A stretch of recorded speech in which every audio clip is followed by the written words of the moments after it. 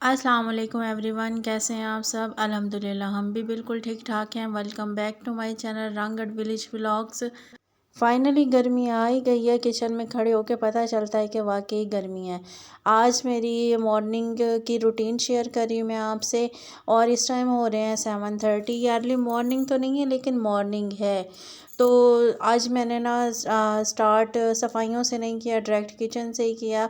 Husband का wait कर रही थी। हस्बैंड ने 7:30 पे ही आना था। फिर मैंने बाकी के काम किए नहीं, तो मैंने कहा आज पहले नाश्ता करके फिर बाकी के काम करते हैं, फिर ज़्यादा बेटर रहता है। वरना हस्बैंड के आने से पहले ही मैं ना सारे काम निपटा चुकी होती थी। और आज मैंने कुछ भी नहीं किया। आज सब कुछ ऐसे बिखरा हुआ लग रहा है। और कल मैंने लगाई थी जी, ऐसे ही मूड हो रहा था मेहंदी, और मेहंदी लगाने का मूड था, तो मैंने ऐसे ही बैठे बैठे मेहंदी लगा ली खुद को। बहुत टाइम के बाद मैंने खुद को मेहंदी लगाई है। ये जी नाश्ते में एज़ यूजुअल बन रहा है हस्बैंड के लिए वेजिटेबल ऑमलेट। उनको वो ऐसे ही पसंद है। ढेर सारी सब्जियां और अंडे, वो खाली ऑमलेट खा के पसंद, यानी कि उनको पसंद ही नहीं है खाली ऑमलेट खाना। तो उनके लिए इसी तरीके से करना पड़ता है। पहले जब मैं बनाती होती थी, मैंने पहले भी आप लोगों से शेयर किया था कि मैं बहुत कतराती थी। लेकिन ना फिर मैंने ये जो जब से तरीका किया है तो ना इजी हो गया। फिर मैं खुशी से बना भी लेती हूँ। लेकिन आज ज़रा गड़बड़ मैंने कर दी है। प्लेट को ना, पहले मैं पीछे सिंक में जाके इसको पलटती होती थी, आज मैंने इधर ही कर लिया। लेकिन जो ऊपर से ना कच्चा था ना, वो नीचे गिर गया। चले खैर, इस तरह मिस्टेक्स तो हो ही जाती हैं। जब लेफ़्ट ओवर में ना सालन हो ना, रात का बचा हुआ, तो मैं तो बड़े शौक़ से वो खा रही होती। लेकिन ना हस्बैंड को जब जुनून चढ़ता है या उनको चाहिए होता है ना वेजिटेबल ऑमलेट, तो चाहिए होता है चाहे लेफ़्ट ओवर में जितना भी अच्छा सालन पड़ा हो। आज तो मैंने ना काफ़ी इसके अंदर गड़बड़ कर दी है। जब मैंने वो साफ़ किया ना चूल्हा, तो साइड पे मैंने ना पैन को ज़रा साइड पे किया, तो फ्लेम को ना सेंटर में करना ही भूल गई मैं ना। फ्राई पैन साइड पे कर दिया, तो वो एक साइड पे ना आँच ना ज़्यादा लग गई ना, थोड़ा थोड़ा उधर से भी जला दिया। पहले पलटते वक्त ख़राब कर दिया, और फिर उसके बाद साइड से जला दिया।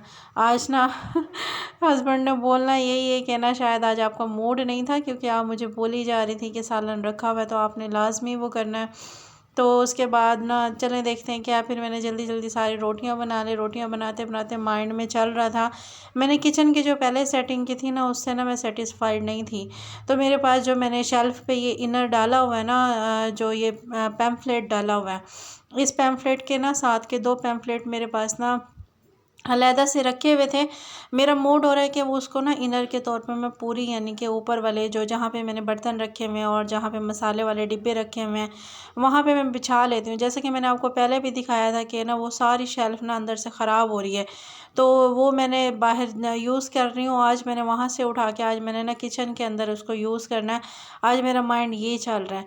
इसी वजह से मैंने ना सुबह सफाइयाँ नहीं की। मैंने कहा नाश्ता वगैरह करके जब हस्बैंड सुकून से ना चले जाएंगे ना, तो मैंने आज किचन को ना फिर से रीअरेंज करना, और ना ये सारी की जो मेरे पास बैनर पड़े हुए हैं, या जिसको आप पैम्फलेट कह लें, कुछ भी बोल लें, ये इनको मैंने ना इनर के तौर पर ना उसमें इस्तेमाल करना है। क्योंकि अभी हमारा यानी कि कलर करवाने का या पेंट करवाने का कोई मूड नहीं था। नाश्ता मेरा बन चुका था। नाश्ता वगैरह बना के मैंने और हस्बैंड ने फिर नाश्ता किया। नाश्ता करके ये लेफ़्ट ओवर में जो सालन था, मैंने उसी को बड़े शौक़ से खाया। और फिर जब मैं किचन में आई, तो किचन में एक बर्तनों का अंबार लगा हुआ था। और फिर उसके बाद ना ये सारा ना मैंने जल्दी जल्दी वॉश किया, और इतनी स्पीड से यहाँ पे लगी हुई थी। वैसे अगर हम नॉर्मल स्पीड में इस तरह काम करें तो काम जल्दी निपट जाए, लेकिन ना हम लोग यहाँ पे बड़े आराम से ना सुकून से काम कर रहे होते हैं ना, तो इतना यानी कि जल्दी में काम नहीं होता जितनी हम वीडियो में स्पीड बढ़ा देते हैं। लेकिन खैर वही बात है कि हमने थकना तो खुद ही है। इतना स्टेमिना, जितना इंसान का स्टेमिना हो, इंसान उतने ही अपने स्टेमिना के मुताबिक ही काम करे तो ज़्यादा बेस्ट होता है। यहाँ पे बर्तन वॉश करते करते मुझे बच्चों की ना बातें याद आ रही थी। उनकी कोशिश होती है बस आंटी हमें ना एक दो बार टाइम ना जस्ट ना टेस्ट चेक करें, आंटी हमसे सुने ना, आंटी हमें यानी कि ना लिखवाएं ना, बार बार ये ठीक ना करवाएं, बस ना ऐसे ही ठीक करके भेज देना। जिस टाइम वो मेरे पास लेके आ रहे होते हैं और तब मैं सुन रही होती हूँ उनका टेस्ट, और फिर उसके बाद जब मैं उनके मिस्टेक से दोबारा निकलवाती हूँ और फिर उसके बाद उनसे दोबारा टेस्ट करवाती हूँ ना, बच्चों का मुंह देखने वाला होता है। और उस टाइम मुझे हंसी भी आ रही होती है, लेकिन मैं कंट्रोल करके बैठी हुई होती हूँ, क्योंकि ना अगर मैंने ना बच्चों से फ्रैंक होना है तो बच्चों ने मुझसे ज़्यादा फ्रैंक हो जाना है। तो उन्होंने पढ़ना कहाँ है। और आई थिंक यानी कि बच्चों का और टीचर्स के बीच में ना एक गैप होता है, वो गैप यानी कि कायम रहे तो तब तक ही बच्चे यानी कि पढ़ते हैं। अगर हम लोग उस गैप को ख़त्म कर देते हैं, अगर हम बच्चों को अपने साथ फ्री कर लेते हैं, तो बच्चे नहीं पढ़ते हैं। खैर उसके बाद मैंने ना 2 से 3 घंटे लगातार जिद्दोजहद और कोशिश के बाद ना ये जो इनर थे इनको उठाया, और फिर इसके बाद मैंने ना ये सारे इनर ना इसके अंदर लगा लिए। और उसके बाद मैंने जब ये शेल्फों को देखा तो एक ना फीलिंग ऑफ सेटिस्फेक्शन जो थी ना, वो मैं आपसे बयान नहीं कर सकती। इतना मुझे सुकून आया ना, इतनी रफली लगती होती थी ये शेल्फ़, इतनी गंदी लग रही होती थी, और आज इनको देख के इतना मुझे सुकून आ रहा था, इतनी मुझे ना खुशी हो रही थी। मैंने कहा ये बात ना माइंड में मेरे पहले क्यों नहीं आई। फिर उसके बाद चादरों को चेंज किए हुए तकरीबन मेरा 1 से डेढ़ हफ़्ता गुज़र चुका था। इतनी गंदी तो नहीं होती, क्योंकि ना मैं और सिर्फ़ मेरे हस्बैंड ही तो होते हैं, कोई गंदा करने वाला तो होता नहीं है।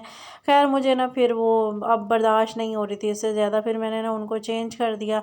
चेंज करके मैंने कहा अब दोबारा मशीन लगाएँगे, मशीन लगा के फिर उसके बाद यानी कि वो सारे धोने हैं। फिर उसके बाद मैंने सारे रूम की सेटिंग की। आज मैंने चेयर्स को दूसरी साइड पे शिफ्ट कर दिया वहाँ पे, और यहाँ पे मैंने बाइक की ना जगह बचा ली कि जहाँ पे झाड़ू खड़ी हुई है ना, यहाँ पे बाइक की जगह है, और वो सामने ना हमारा बैठक का दरवाज़ा है।